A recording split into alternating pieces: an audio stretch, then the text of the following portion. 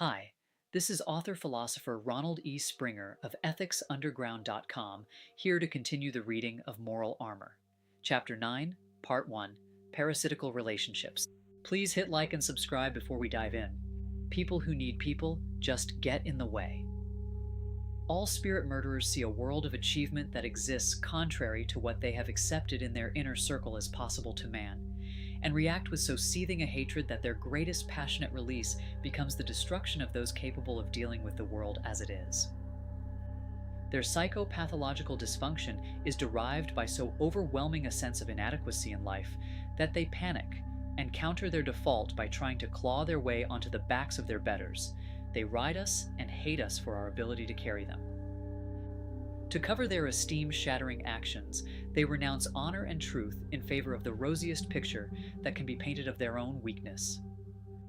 Watching us succeed seemingly without strain, enjoying the impossible concepts they live in chronic terror of, calm creation, lightheartedness, and harmony, their doctrines allow them to damn our means as evil, granting them a smokescreen to hide their true motive.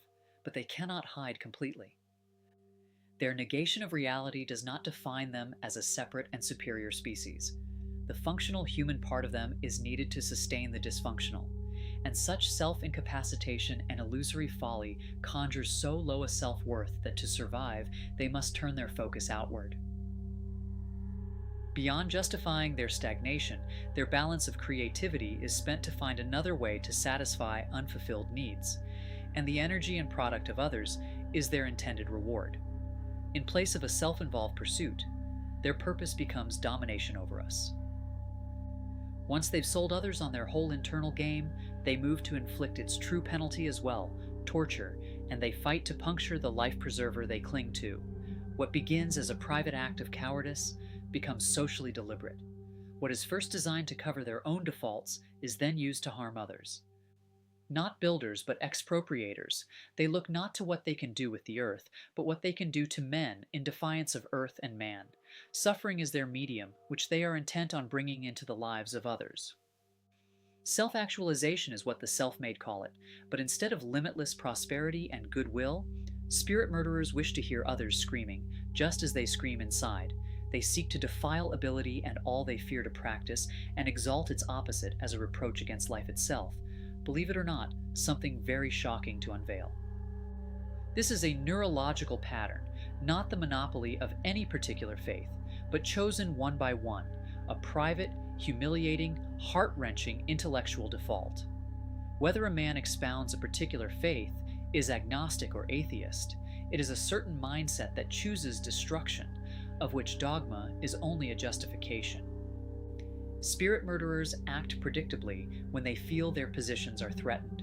They know that by rational standards, they are not men. They feel naked before the world and choose to kill that vision at any cost, rather than risk awareness of its validation. As a pocket definition, a spirit murderer is someone who opposes the natural flow of life. 1. He is unwilling to commit to existence as such. 2. He is unwilling to consciously accept the process of cognition, and as a result, 3. He is unwilling to pursue life independently or allow others to do so.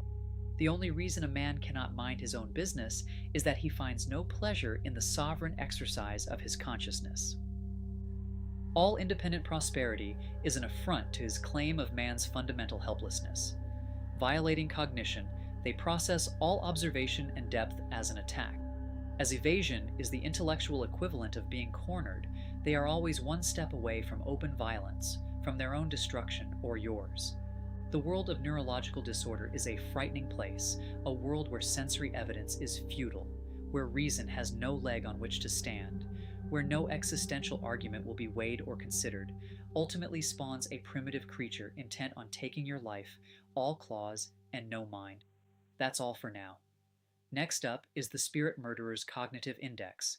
I split these videos up by subject so you'd have a better chance of finding moral armor, and then perhaps go through the whole thing for free. Why? To help create a leader in every life. Sound civilization stair-steps up from sound coherence to sound individual to productive groups of mature individuals. Self-hatred drives fear-driven people in our world to wipe out the individual, so we all need moral armor to protect ourselves and the future of mankind. Click subscribe and leave a thumbs up if you'd like to help wipe out moral confusion fast and make the world a better place.